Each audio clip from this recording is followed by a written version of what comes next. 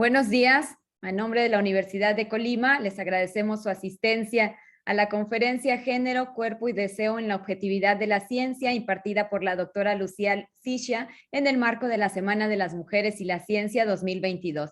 Les agradecemos mantener su sesión de Zoom en modo de vista del hablante para tener una mejor experiencia durante este evento. Les pedimos también de la manera más atenta nos apoyen en tener su cámara encendida, así como su micrófono apagado, para evitar ruidos de fondo. Les comentamos que esta reunión está siendo grabada como evidencia del quehacer institucional. Le damos la bienvenida a nuestras autoridades, al rector de la Universidad de Colima, doctor Cristian Jorge Torres Ortiz Cermeño, bienvenido.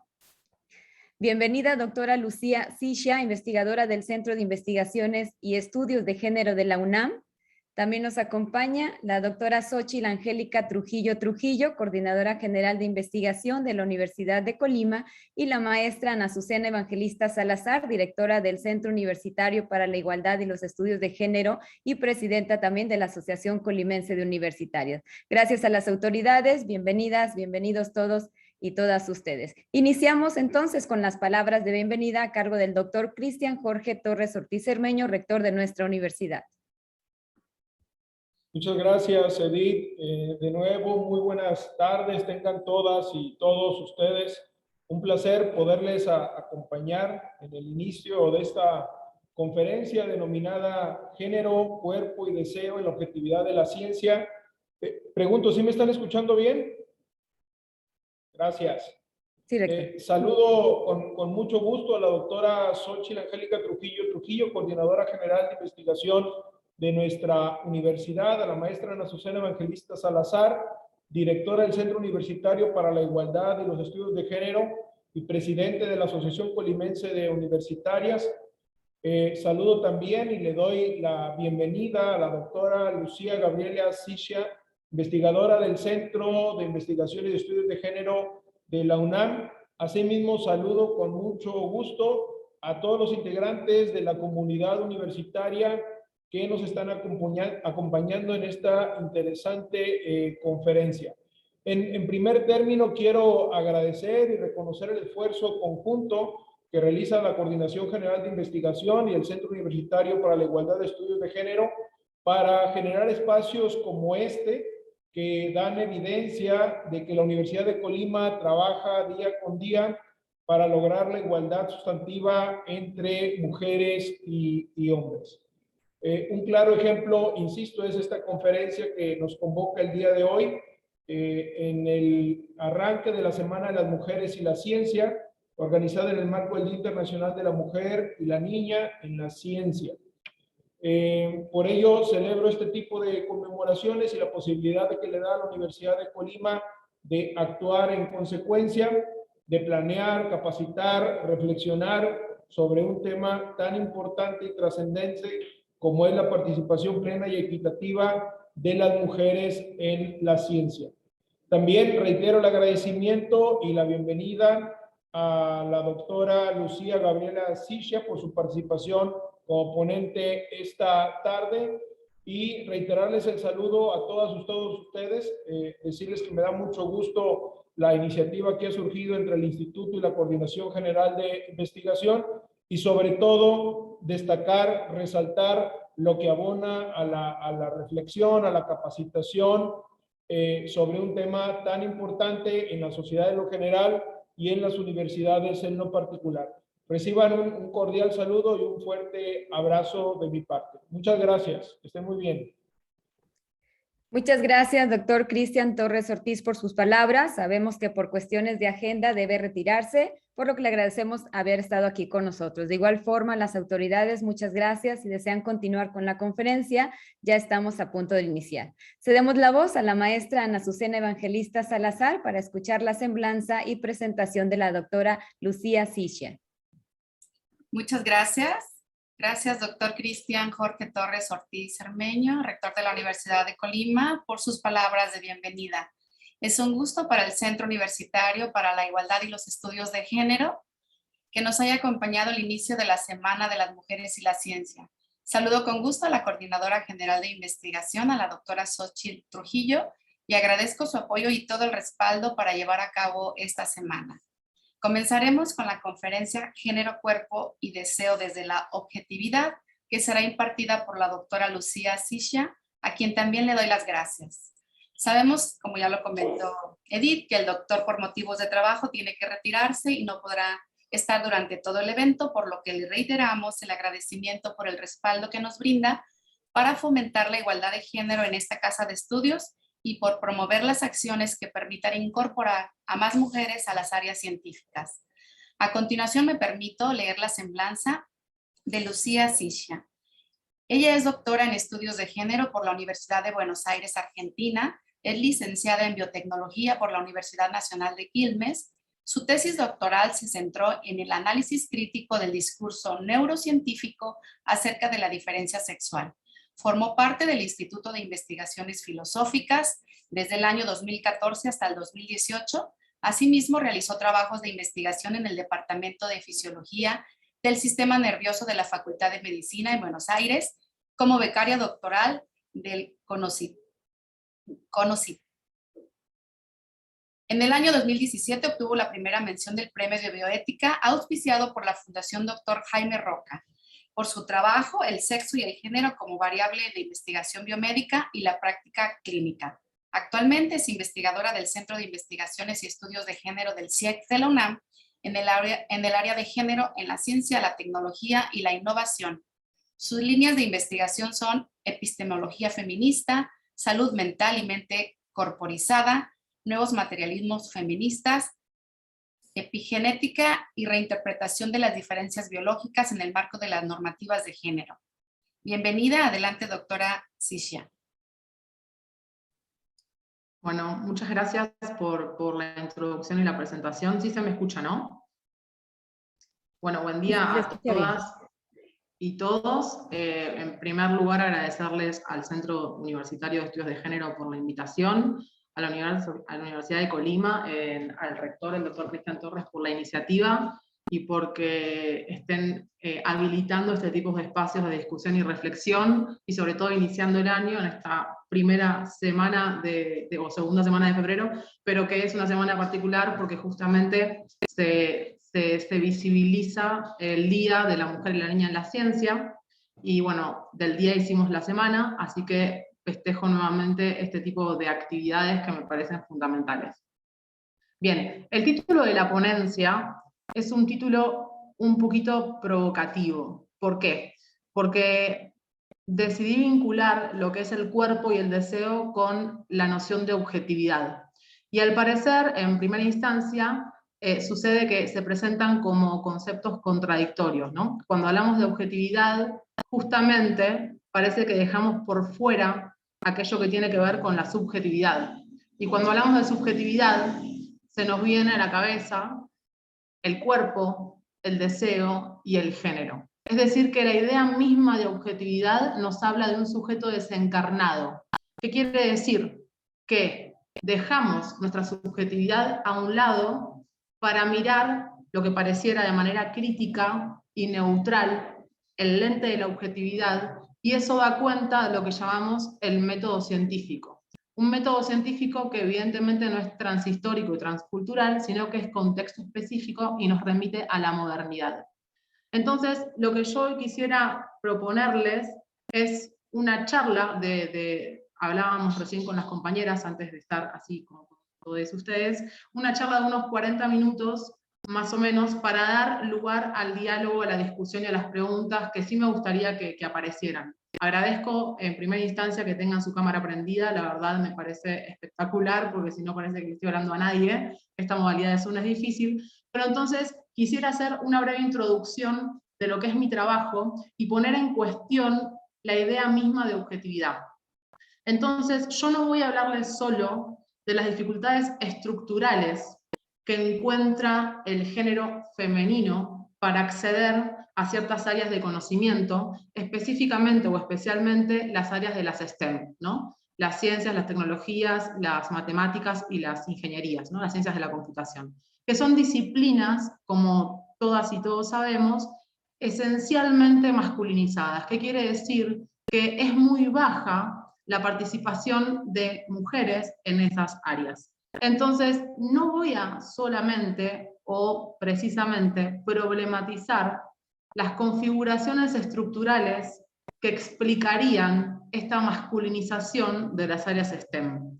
Lo que voy a proponerles es una relación entre esta masculinización con lo que voy a llamar el orden simbólico que respalda justamente la poca participación de mujeres en las áreas STEM. Y para eso, para indagar sobre el orden simbólico, voy a hablarles un poquito de el rol del género en la producción de conocimiento científico. Una producción de conocimiento que voy a circunscribir a la búsqueda de diferencias sexuales. Es decir, lo que voy a hacer hoy es problematizar los presupuestos y las hipótesis que guían las investigaciones que buscan diferencias sexuales, y especialmente voy a describir un poquito ciertos estudios neurocientíficos, los presupuestos e hipótesis de ciertos estudios neurocientíficos que, lo que voy a sostener, respaldan en esos presupuestos e hipótesis la baja representación de mujeres en las áreas de STEM. Es decir, que a través de esos estudios se legitima la generización de las disciplinas científicas. Es decir, la masculinización en ciertas áreas y la feminización en otras áreas. Para ver un poquito de lo que estoy hablando, primero tenemos que historizar el concepto de objetividad. Un concepto que efectivamente no es transhistórico y transcultural, sino que se viene a desarrollar durante la modernidad a partir de un sistema de valores que vamos a definir como dicotómicos. Un sistema de valores dicotómicos quiere decir que plantea que existen dos rasgos y que son exhaustivos y excluyentes. Es decir, que no hay nada más que esos dos rasgos y que si se tiene uno, no se tiene el otro. Entonces la objetividad viene a contraponerse a la subjetividad, de la que hablábamos antes. Este sistema de valores dicotómico, entonces, se desarrolla con un conjunto de valores exhaustivos y excluyentes. Objetividad en contraposición a subjetividad. Universalidad en contraposición a lo particular. La mente en contraposición al cuerpo. Lo neutral en contraposición al valor. Y si se fijan, todos los valores que describí primero están asociados a el método científico. Y todos los valores que describí en segundo lugar parecerían excluyentes de una buena producción de conocimiento científico. Ahora bien, no nos quedamos solamente ahí. Además, estos valores están generizados. ¿Qué quiere decir? Que todo aquello que asociamos al método científico está encarnado en lo masculino, es decir, en un sujeto que va a ser varón. Pero no cualquier tipo de varón, esto lo preciso siempre. Es un varón específico. Es un varón blanco, heterosexual, adulto, propietario, occidental y cis. ¿Qué quiere decir cis? El prefijo cis lo usamos las personas que nos continuamos identificando con el género que se nos asigna al nacer. Esto quiere decir que hay una correlación entre genitalidad y género, una correlación que no es natural, sino que es a partir de un discurso biomédico que al nacer, según una genitalidad, nos asigna un género. Entonces, cuando hablo del cisvarón, hablo del varón con pene. Una persona que nació con pene y que desde el discurso biomédico dijeron varón. Ese cisvarón, obviamente, va a tener ciertos privilegios que no van a tener los varones que no son cis, es decir, los varones trans, que no se van a identificar con ese género asignado al nacer. Cuando hablamos de varones trans, hablamos de varones con vulva.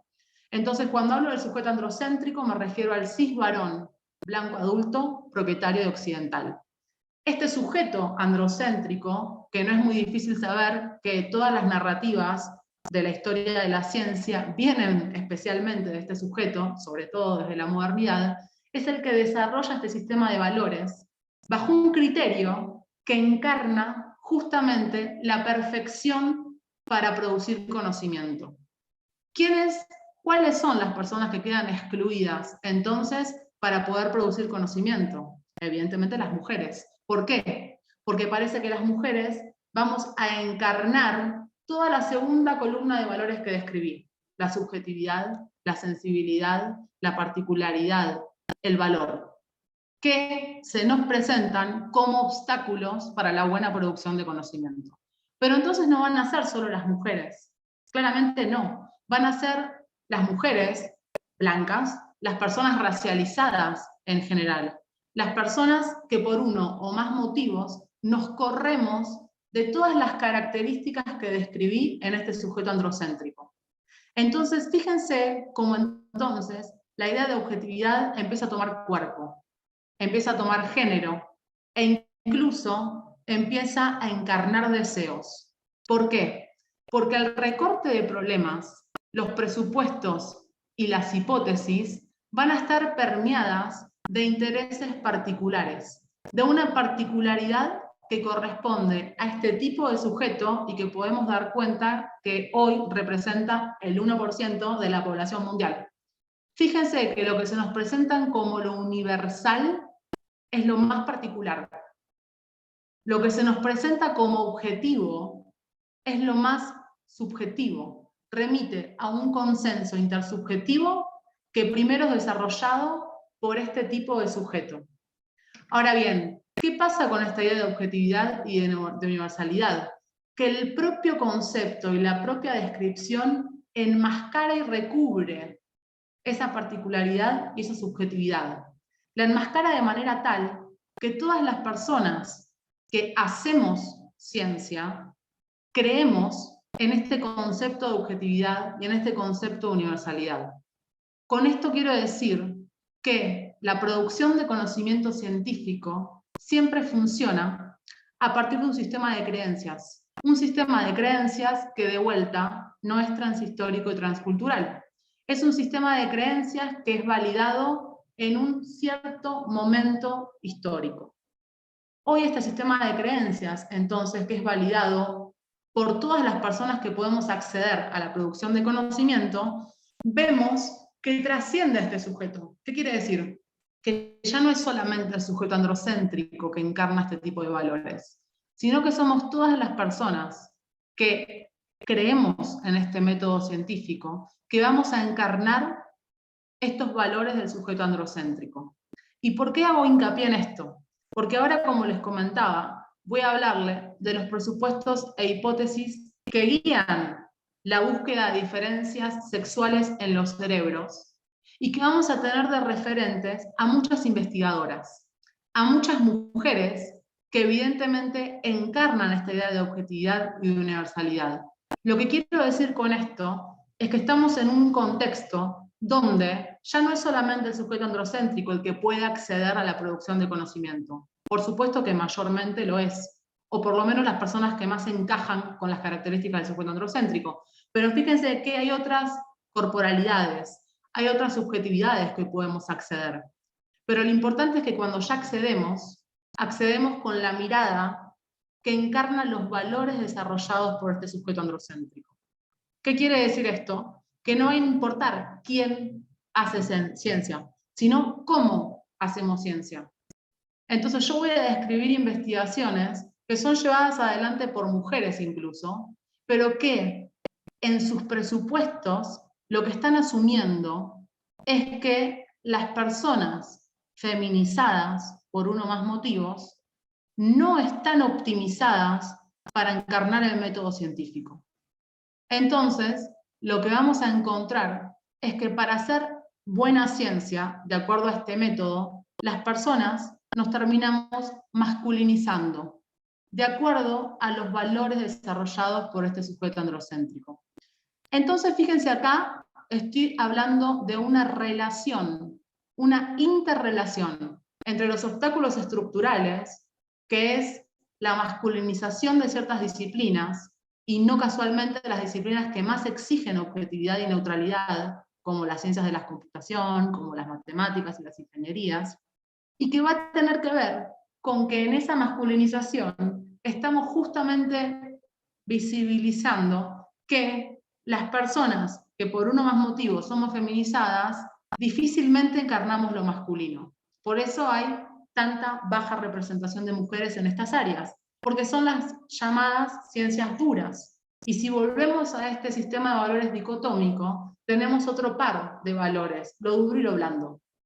Lo duro va a encarnar la objetividad, la universalidad, la razón, y eso va a ser propio de este sujeto androcéntrico. Cuanto más objetividad y universalidad nos exige una disciplina científica, más masculinizada está. Y eso da cuenta que estos valores están generizados.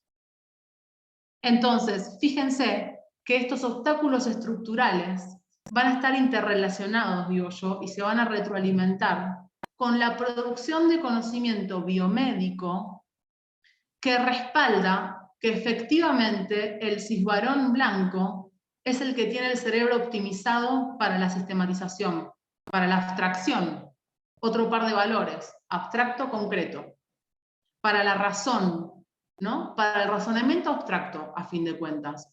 Fíjense, quiero que hagamos mucho hincapié en esta interrelación.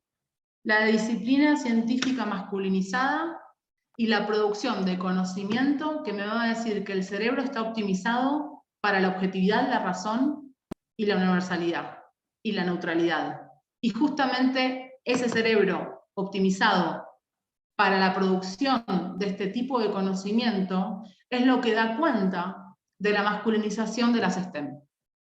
Entonces, fíjense que no podemos analizar críticamente la desigualdad y la problemática para acceder a ciertas disciplinas científicas por parte de las personas feminizadas, no podemos entenderlo si no analizamos y complejizamos cómo esta generización de las disciplinas es sostenida por la propia producción de conocimiento que nos dice que hay ciertos cuerpos habilitados para ciertas disciplinas y ciertos cuerpos que quedan excluidos de las mismas. Entonces, cuando nos vamos a la producción de conocimiento neurocientífico, que es el paradigma de la diferencia sexual, tenemos un discurso cerebrocentrado, donde pareciera que somos nuestro cerebro, y nuestro cerebro va a determinar qué podemos y qué no podemos hacer, nos encontramos con presupuestos que parten de estereotipos de género. ¿Qué quiere decir esto? Presupuestos que a priori van a dar cuenta de que las cismujeres estamos hechas para la sensibilidad, que las cismujeres tenemos ciertas habilidades cognitivas muy asociadas, vamos a darnos cuenta, al espacio doméstico, y que los cisvarones están preparados y optimizados para la producción de conocimiento. Entonces, fíjense que vamos a encontrar la idea de dimorfismo sexual cerebral, es decir, la idea acerca de que existen dos tipos de cerebros según una genitalidad que en el estadio prenatal va a generar una diferencia en los niveles de testosterona y que esa diferencia, que sería mayor en lo que llamamos cisvarones, esta mayor concentración va a masculinizar los cerebros y esta masculinización va en el estadio postnatal dar cuenta de ciertas habilidades cognitivas conductuales. Acá tenemos entonces una genitalidad, diferencias en los niveles de concentración, en los niveles de testosterona, mayor nivel de testosterona, masculinización de cerebro igual ciertas habilidades cognitivas conductuales. ¿Cuáles son esas habilidades cognitivas? Bien, la principal y la fundamental que estarían explicadas según esta predisposición prenatal va a ser la habilidad visoespacial. Y fíjense que paradójicamente, esto no me canso de repetirlo porque la verdad es muy paradójico. ¿Por qué? Porque siempre estamos discutiendo y queriendo entender por qué no hay mujeres en ciertas áreas, por qué hay desigualdad de género, por qué para ocupar puestos de responsabilidad las mujeres nos masculinizamos, pero sin embargo poco analizamos cómo estos obstáculos que les decía antes se legitiman por la propia producción de conocimiento científico. Y es paradójico porque resulta evidente que esta habilidad visoespacial es linealmente vinculada a la capacidad de abstracción, al razonamiento, a la sistematización, a todos esos valores que en su momento en la modernidad, durante la modernidad, solo encarnaba el sujeto androcéntrico. Entonces las habilidades visoespaciales son básicamente cómo nuestro cerebro lee la información que viene, ¿no?, del espacio. Se llama mapas de navegación, digamos, en cómo movernos. Y obviamente va a estar optimizada en los cerebros masculinos. Y fíjense que esta habilidad visoespacial es muy importante en ciertas en tareas cotidianas, por ejemplo, para saber dónde dejé estacionado el auto. Siempre digo lo mismo, también es muy importante para trepar montañas, si eso lo hacen en su vida cotidiana, yo claramente no lo hago, pero bueno, hay gente que se levanta un día y hace eso. Y obviamente en ocupaciones como la química orgánica. Entonces, no es casual que esta habilidad visoespacial, según este discurso neurocientífico, estaría optimizada en los cerebros masculinos por una predisposición facilitada por los niveles de testosterona. En un estadio prenatal, estamos hablando en un estadio que no implica la experiencia postnatal, si se quiere decir de alguna manera. Es decir, que hay una predisposición casi determinante a que esos cerebros van a ser mejores, porque la idea de optimizados es enmascarar que este sistema de valores dicotómico del que les hablé antes está jerarquizado. Generalizado y jerarquizado, porque todos los valores que asociamos a la producción de conocimiento son más valorados. Justamente la objetividad es más valorada que la subjetividad, la razón que la emoción y la sensibilidad, ¿no? O sea que esta falsa dicotomía, y digo falsa porque después la vamos a poner en cuestión, en realidad tiene como fin legitimar roles sociales jerarquizados. Entonces las habilidades visoespaciales, que de vuelta cuando digo que optimizar enmascara el criterio de mejor, no quiere decir que las personas que hacen ciencia están complotando contra las feminidades y decir ahora vamos a legitimar la opresión. No, claramente reproducen este sistema de valores que naturalizamos y no cuestionamos. Por eso hablé de presupuestos que se fundan en estereotipos de género. Los estereotipos de género sirven para naturalizar. Y por eso tenemos mujeres que de hecho suscriben e investigan en esta dirección y corroboran esta optimización en los cerebros de los varones. Porque realmente están creyendo en la objetividad de la ciencia. Fíjense que es una objetividad de vuelta que enmascara el género, que enmascara el cuerpo y que enmascara un deseo. Un deseo que tiene que ver, de vuelta, con particularidades, con intereses particulares, que vienen de un momento histórico concreto, pero que hoy se diseminan en la mirada de todas las personas que podemos acceder a esta producción de conocimiento. Entonces, las habilidades visoespaciales, según este discurso, estarían optimizadas en los cerebros de los cisvarones. Hay otra habilidad cognitiva que también se explicaría por las diferencias de testosterona en el estadio prenatal, y esta habilidad es la llamada fluidez verbal. No necesitamos demasiadas herramientas para darnos cuenta qué quiere decir esta habilidad, disfrazada con un concepto que pareciera científico, fluidez verbal, pero en realidad quiere decir que hablamos mucho. ¿Por qué? Porque estas habilidades estarían optimizadas en los cerebros de las cismujeres. Es decir, que menores niveles de testosterona explican que las cismujeres hablen más. Fíjense que estamos ahora ante un sistema de valores dicotómico actualizado con presupuestos e hipótesis neurocientíficas, que nos está diciendo que el cisvarón está preparado para el espacio público y la producción de conocimiento. Y la cismujer habla más, porque es comunicativa, porque es empática, y evidentemente naturalizamos sus tareas de cuidado. Y esto no lo digo yo, claramente, porque estoy en contra, y ya voy a argumentar por qué, no es por una opinión personal, sino porque hay un consenso intersubjetivo de una línea que se llama empirismo feminista y que da cuenta de estudios que contrastan estos presupuestos, y de hecho que los mismos estudios que dicen corroborar estas diferencias, en realidad están sesgados y hay déficits metodológicos y estadísticos que parecieran justo quedar subsumidos por un a priori científico que intenta forzar los resultados para corroborar hipótesis que ya se dan por sentadas. Entonces lo que vamos a tener es habilidades cognitivas definidas prenatalmente y que están naturalizando los clásicos estereotipos de género del cisvarón en el espacio público y de la cismujer en el ámbito privado. Ahora bien, no solamente hay dos habilidades cognitivas definidas prenatalmente, sino que hay otras conductas que encontrarían la mayor diferencia entre cisvarones y cismujeres y que se dice que resultan justamente de esta predisposición prenatal.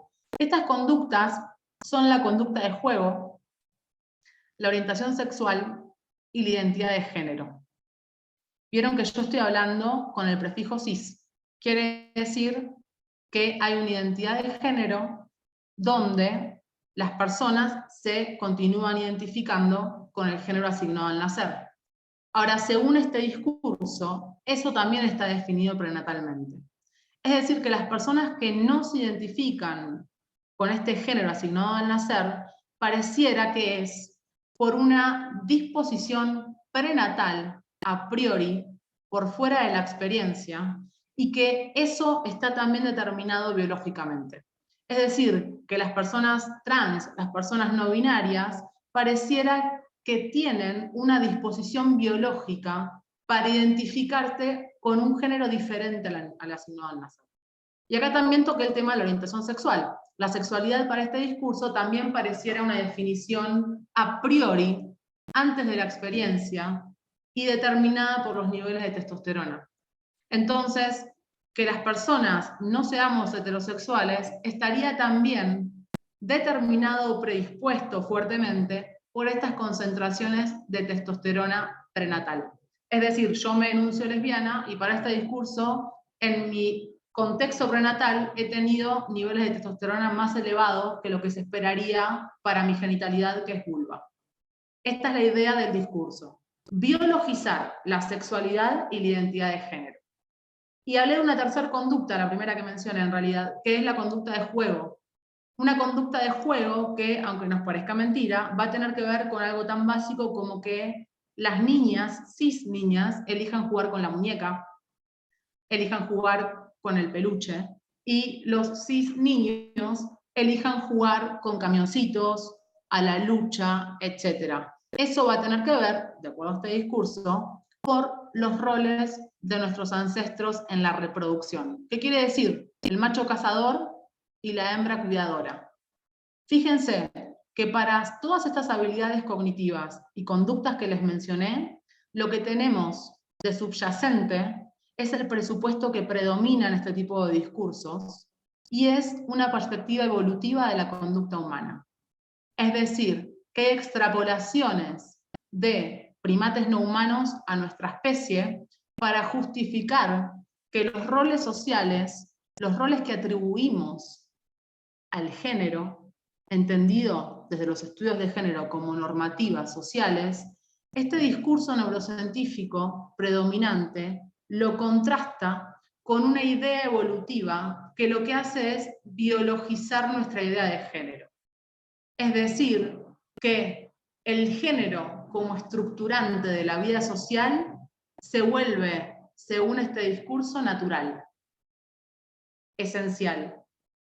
¿Qué quiere decir? Que si no está determinado, porque ahora contempla la experiencia como parte también de nuestra subjetividad, está fuertemente predeterminado por una hormona que aparece como la hormona estrella y que es la testosterona. Ahora bien, toda esta idea que tiene que ver con la producción de conocimiento biomédico, cuando la analizamos con una perspectiva de género que critica el sesgo androcéntrico que permea los presupuestos e hipótesis de este tipo de estudios, nos encontramos con fallas que incluso son fallas contradictorias para el propio método científico que la buena ciencia exige. ¿Por qué digo esto? Porque en los presupuestos no encontramos neutralidad. Encontramos, en realidad, interpretaciones sesgadas por los estereotipos de género. Las ya conocidas diferencias en las habilidades visoespaciales entre cisvarones y cismujeres. La ya conocida habilidad de las cismujeres para hablar. La ya conocida preferencia de las cismujeres para cierto tipo de juguetes. La ya conocida heterosexualidad de la especie humana. Ahora bien, lo que tenemos que hacer para cuestionar este tipo de discurso, primeramente, es preguntarnos si existen conductas y cerebros, en realidad si existen cerebros, por fuera de nuestras prácticas culturales. Si existen cerebros por fuera de la cultura para corroborar que esas supuestas correlaciones que se encuentran entre habilidades cognitivas y patrones de activación neuronal, en realidad nos pueden remitir a una causalidad y no a una consecuencia de nuestras prácticas sociales. ¿Qué quiero decir con esto? Todos los estudios que mencioné asociados a las habilidades cognitivas y a las conductas intentan medir indirectamente los niveles de testosterona. Es decir, que supuestamente corroboran que mayor concentración de testosterona correlaciona con una tendencia a ciertos tipos de juguete, como el del camión, como el de la lucha, correlaciona con una mejor habilidad visoespacial, correlaciona con una tendencia a que te gusten las cismujeres, correlaciona con una tendencia a que te identifiques varón. Ahora, esas correlaciones no se hacen con personas que existen por fuera de la cultura. No se hacen con personas que no socializan a través de las normativas de género. Entonces, ¿cómo una medición de testosterona puede dar cuenta de mis prácticas cognitivas y conductuales cuando en realidad esas mismas prácticas cognitivas y conductuales están circunscritas y están normadas y condicionadas por la genitalidad y por cómo esa genitalidad es interpretada culturalmente? Y cuando hablo de patrones de activación neuronal, es porque cuando se dicen encontrar diferencias entre cómo se activan ciertas regiones del cerebro para las habilidades visoespaciales en varones y mujeres, no estamos ante activaciones por fuera de la cultura. Estamos ante cerebros que beben literalmente prácticas sociales indefectiblemente generizadas. Estamos ante cerebros culturales y por tanto generizados. ¿Por qué? Porque en nuestra cultura no nos conocemos y no somos inteligibles por fuera de las relaciones de género. Y el cerebro es el órgano más plástico que tenemos. ¿Qué quiere decir? El que más fácil incorpora nuestra experiencia. Entonces, todos estos presupuestos hechos por profesionales, por personas investigadoras, dejan por fuera o la interpretan como colateral a nuestra experiencia, como periférica. Y pareciera que hay un punto fuerte y fundamental que es una biología innata y rígida. Ahora, el primer cuestionamiento entonces, les dije, que era plantear si hay cerebros por fuera de la cultura. Pero el cerebro no es solamente el único órgano plástico, estamos hablando de todo un cuerpo.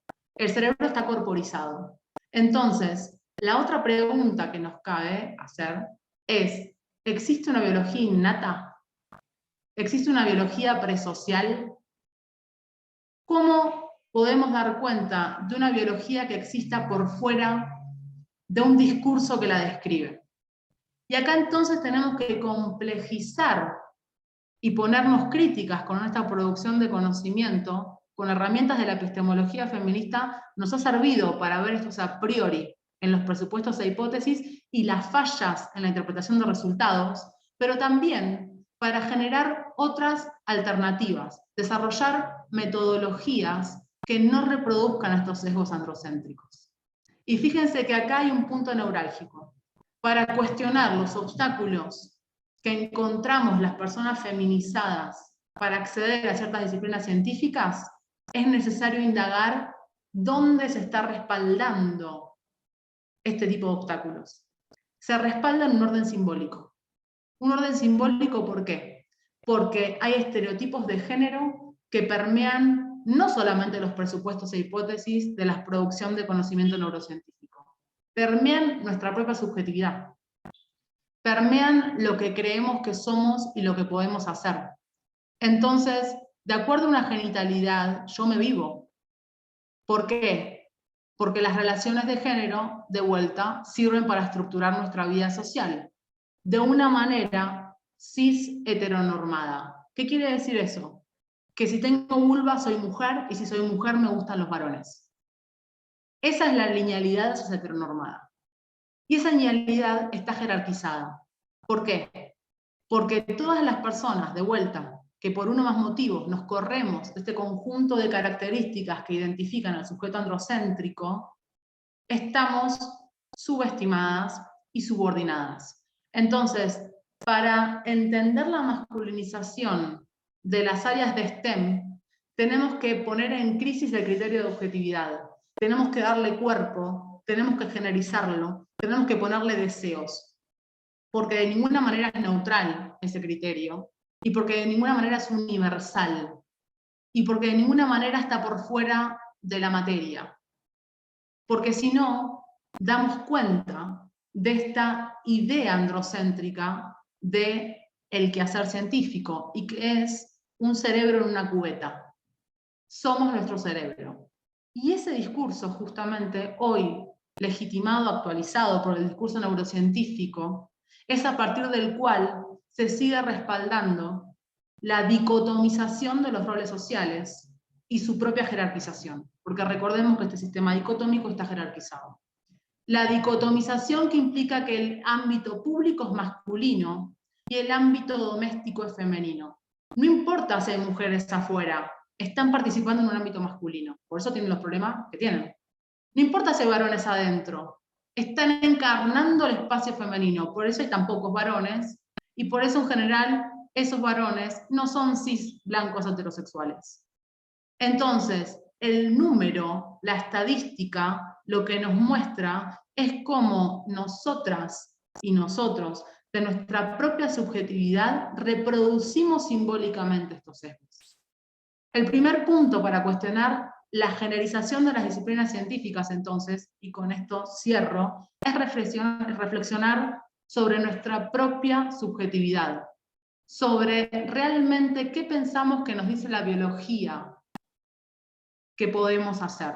Si realmente una genitalidad determina qué puedo hacer y quién soy, cuál es mi sexualidad y mi identidad de género, y cuáles son mis intereses y mis deseos. Y si realmente hay una genitalidad que me predispone a eso, es plantearnos que esa predisposición de ninguna manera es asocial, es innata y es determinada por la testosterona, sino que hay una predisposición permeada por normativas sociales.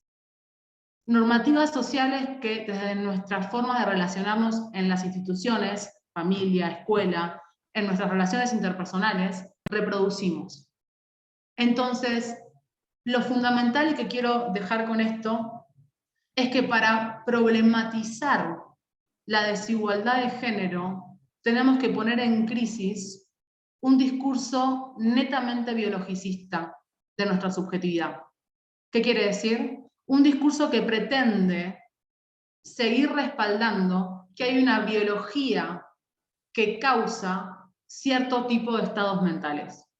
Y acá tenemos un montón para profundizar en esto. A mí me encanta porque estoy trabajando relación mente-cuerpo sobre todo, pero lo que digo es que, créanme, que el androcentrismo o los sesgos androcéntricos, que ya vimos que están jerarquizados, con una lectura jerárquica de los cuerpos, que implica subordinar todo lo feminizado, no está fuera, no está por fuera nuestro, sino que somos nosotras y nosotros. Somos nosotras mismas en cómo vemos y entendemos el mundo.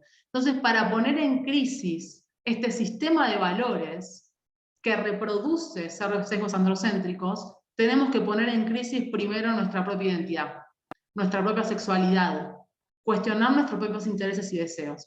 Y esto no quiere decir que para hacer la revolución yo tengo que ser lesbiana. Lo soy, pero no porque voy a hacer la revolución.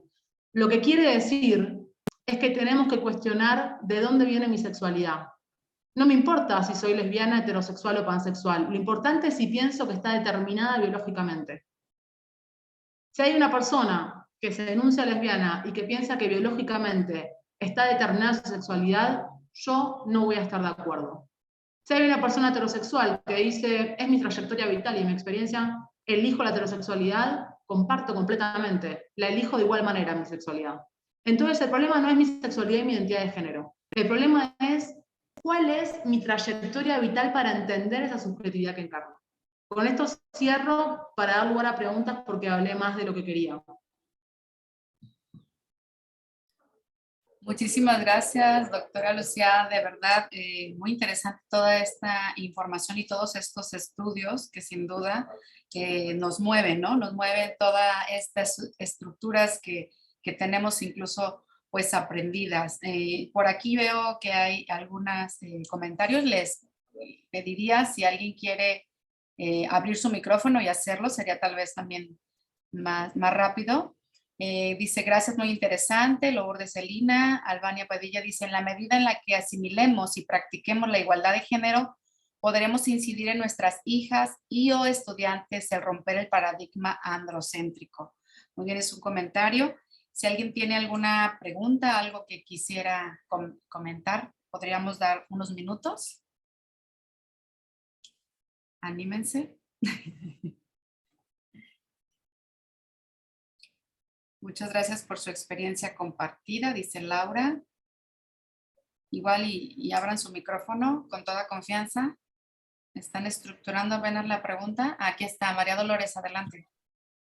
Hola, buenas tardes. Escuché atentamente, soy muy poco conocedora del tema y el final me pareció muy interesante en términos de no estar de acuerdo con aquellas posiciones que dicen que nuestra sexualidad está determinada por la biología. Y luego la otra opción que planteó la persona, esta mujer, que no alcanzo a recordar su nombre, pero decía la idea de que habíamos elegido nuestra sexualidad. Me pregunto y le pregunto y nos pregunto si habría una tercera opción en el sentido de que tanto la heterosexualidad como todas las otras prácticas sexuales, más que determinadas biológicamente o elegidas de manera individual, en realidad son imposiciones de un cierto régimen político, de valores, etc. Es una pregunta para compartir. Gracias, María Dolores, ¿no? No, súper interesante. Yo ahí lo que diría es, no me refería cuando decía que era una elección en el sentido de mi trayectoria vital, no me refería que era una decisión individual, porque el género es relacional. Y es decir, no es que yo yo no soy partidaria de elijo lo que quiero, sino que mis intereses y mis deseos están permeados por las normativas de género. Entonces, de alguna manera yo comparto en que nunca la elección es individual, sino que siempre es relacional.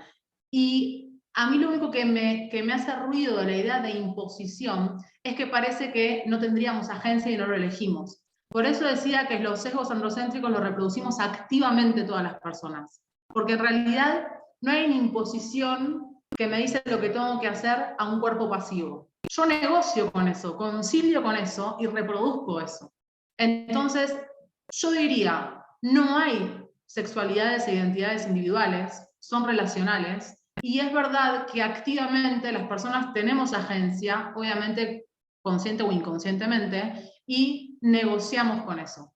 Negociamos con eso y por eso funciona, ¿no? Por eso funciona este sistema, porque de alguna manera, muchas veces no nos corremos de los lugares que implican obstáculos y privilegios. Lo más difícil es renunciar a los privilegios. Y todas las personas en ciertas situaciones tenemos privilegios. ¿Por qué? Porque la identidad es relacional. Yo puedo llegar a tener privilegios como blanca, tengo obstáculos como lesbiana, en términos de comunidad de mujeres, pero, por ejemplo, obviamente tengo obstáculos a relación con los varones, ¿no? Entonces, fíjense cómo la identidad es móvil y los privilegios y obstáculos también.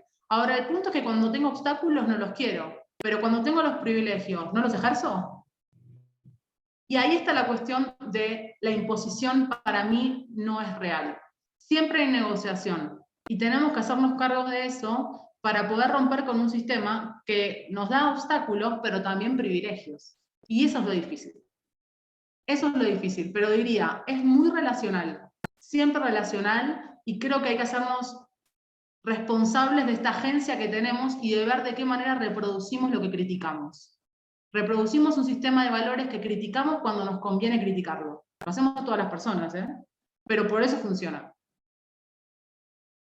Gracias. Tenemos por acá más felicitaciones y también preguntan si tiene algún material ya publicado, algo donde se pueda consultar todo esto que nos acaba de compartir, doctora. Y Sí. hay otras preguntas, creo que realmente fueron otras. Bueno, ¿qué piensas sobre la propuesta de conocimientos situados de Dana Haraway para construir conocimiento científico no androcéntrico? Es una. Otra sería, ¿cómo podemos trabajar internamente para deconstruirnos en estos temas? A veces es tan complicado aprender y practicarlo en la vida cotidiana, así como transmitir el conocimiento a nuestras familias y amigos, amigas. ¿Se podría considerar que el género con el que te identifiques socialmente viene desde tu biología o no con lo que te identifiques socialmente o por la influencia de nuestras creencias? Creo que esas son. ¿Qué se puede hacer de manera individual para terminar con la masculinización y feminización? Los espacios, particularmente en las relaciones con la generación de conocimiento científico. Y otra última, una pregunta un poco ingenua, pero me parece confuso el tema. ¿Cómo podemos pensar en la identidad de género sin aludir los estereotipos de lo que se considera femenino o igual a mujer y viceversa? Esas serían las... Wow, me tiraste una batería de preguntas que mi memoria es débil. Voy a empezar. No, artículos tengo en academia.edu. Lucía Sixi, academia.edu, hay mucho de lo que hablé hoy. Después, la segunda, en relación a Dana Haraway, que fue la primera, conocimiento situado, yo suscribo a Dana Haraway de conocimiento situado, y me parece que hay que discutir una situacionalidad que tiene que ser comunitaria y colectiva, ¿no? Y local. Porque hay que discutir la situacionalidad, estamos hablando de la situación desde la idea de mujer, para mí esa idea es muy esencialista, porque ser cismujer no me hace en experiencia común totalmente a otras cismujeres, ¿no? No me hace equivalente. Digamos que hay experiencias compartidas, puntos de contacto y puntos que no. Entonces tendríamos que discutir mucho esta idea de la situacionalidad y cómo generar comunidades de conocimiento y colectivas donde negociemos una intersubjetividad, ¿no? Eso diría, pero sí, suscribo totalmente. La segunda y la tercera pregunta tienen mucha vinculación, porque hablaban de un estado interno en un caso y de la individualidad en otro. Yo diría que no hay una solución neoliberal a nuestros problemas, porque la idea interna e individual viene mucho de esta idea neoliberal, si se quiere, hoy, y es que no estamos dándonos cuenta que es inherentemente el género relacional. Es relacional, entonces, como todo es relacional, todas las etiquetas que tenemos, todas las categorías que usamos para identificarnos, porque no solamente el género, son relacionales. Funcionan y tienen sentido en la medida que somos reconocidas por las otras personas, por la mirada de las otras personas. Entonces, la única salida para mí es colectiva. No hay chance de una reflexión individual para una posible deconstrucción. Los cambios se dan de manera colectiva y tiene que ver con lo que hablaba antes, de relaciones que impliquen visibilizar y visibilizarnos en nuestros propios obstáculos y privilegios. Sobre todo en nuestros privilegios, porque los obstáculos es mucho más fácil verlos, ¿no? Porque me molestan. Pero los privilegios no me molestan, al contrario, y los naturalizo. Entonces es necesario lo colectivo para empezar a generar grupos, comunidades, donde visibilicemos nuestros privilegios y lo que es más difícil, que estemos dispuestas a renunciar a ellos. Y la única manera de hacerlo es concientizándonos que mis privilegios implican el obstáculo de las otras personas. No hay chance, porque justamente también es relacional el privilegio. Para que yo tenga privilegios hay personas que la pasan fatal. Entonces, con una conciencia crítica, relacional y colectiva, lo que tenemos que hacer es darnos el trabajo de visibilizar cuáles son nuestros obstáculos y nuestros privilegios y qué podemos hacer para no reproducirlos, ¿no? Eso sería como muy complejo. Y después, Azucena, hiciste una última pregunta. Sí, tiene que ver, creo que es lo mismo. ¿Cuál es su opinión respecto a los grupos feministas? Esta ya es otra. Radicales, anarquistas. Era una antes, permítame. Es una un poco ingenua. ¿Cómo podemos pensar en la identidad de género sin aludir los estereotipos? Sí, total. Ahí yo creo que tenemos un problema muy fuerte. Está buena la pregunta. ¿Por qué? Porque muchas veces desde ciertos sectores hay cismujeres que critican a trans mujeres por decir que reproducen estereotipo. Pero creo que ahí están entendiendo la identidad solo como un rol. Y la identidad, como justamente atraviesa la identidad de género, lo que somos, porque estamos permeadas y permeados por las relaciones de género, la identidad tiene que ver con el deseo y con cómo nos vivimos. No se reduce a un rol de género. Y acá tenemos que ser conscientes que los estereotipos de género, en tal caso, relativo a roles, los reproducimos tanto cismujeres como transmujeres. Entonces, eso por un lado, para no ponerle la carga de la revolución a personas trans que ya tienen los obstáculos de vivir en una sociedad cisnormada. Y lo segundo es que, para no reproducir estereotipos en los roles, tenemos que, nuevamente, cuestionarnos de qué manera entendemos lo que podemos ser y hacer. Y eso es desnaturalizar lo que somos. Desnaturalizar lo que somos. Y ahí hay una pregunta que también tenía que ver con que si la biología define lo que soy. Por supuesto que no. No de una manera entendida la biología como lo natural y como una causalidad innata. Puede tener que ver una predisposición de lo que soy por cómo interpretamos culturalmente los cuerpos. Porque ya sabemos que se le asigna una genitalidad. Y claro, eso me predispone. Y la genitalidad es biología, sí. Pero no quiere decir que haya una naturaleza que cause lo que soy, sino que hay una interpretación cultural de esa genitalidad que me predispone subjetivamente a lo que puedo ser y hacer. Pues muchísimas gracias. Ya es una última y con esto cerraríamos para agradecerle nuevamente a la doctora Lucía Xixia todo este conocimiento y que nos ha compartido el día de hoy. Dice, ¿cuál es tu opinión respecto de los grupos feministas radicales, entre anarquistas, que han hecho presente en muchas manifestaciones públicas en los últimos tiempos, que se han hecho presentes? A ver, no sé si no son iguales los feminismos radicales que anarquistas, creo. Y digo esto porque hay una ola de feminismos que se hacen llamar radicales, y que lo que proponen es que son cismujeres y proponen que las trans mujeres no son mujeres. Es decir, que la idea de radical en realidad, para mí, viene de retomar un concepto de radicalismo de los 70, que se lo lleva anacrónicamente al 2020, entonces en vez de radicalismo tenemos conservadurismo. Porque lo radical tiene que ver en contexto, cuestionar en un contexto específico. Hoy el cuestionamiento que están planteando esos feminismos es anacrónico, entonces es reaccionario. Y diría que lo que pretende es volver a una interpretación esencialista de la identidad, es decir, a una naturalización de nuestras diferencias biológicas. Y esto es de alguna manera problemático, no voy a adentrarme en eso, pero lo que pasa es que reproduce un sesgo androcéntrico que es fundamental y que se desarrolla durante la modernidad, y es que la idea de sexo, entendida como la genitalidad, se vuelve natural. Pareciera que hay un cuerpo prediscursivo. Con esto no quiero decir que hay un discurso que antecede al cuerpo y que el cuerpo no existe. Lo que quiero decir es que no hay un cuerpo que exista por fuera del discurso. Hay una simultaneidad entre materia y discurso, y que desde esos feminismos no se problematiza, y que se termina recayendo en lecturas biologicistas. Y son esas lecturas de las que le hablé antes, que yo me opongo, critico, porque lo que hacen es legitimar una lectura jerárquica de los cuerpos. Es seguir legitimando lo feminizado como subordinado. Entonces, de alguna manera, si queremos romper con la lectura jerárquica de los cuerpos, tenemos que romper con una idea prediscursiva de los cuerpos.